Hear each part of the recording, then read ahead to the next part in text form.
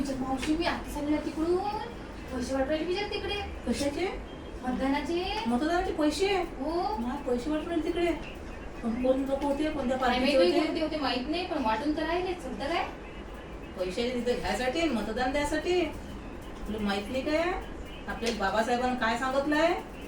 हो बाई, ते तर माहिती आहे स्वाभिमान मला. नाही गहाण टाकायचा.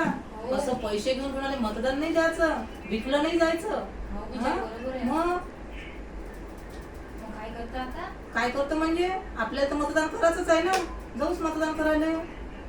नाही, माहित आहे ना तुला कोणाला द्यायचं आहे हो मतदान? बाई, हो बाई, मला तर माहिती आहे बाई.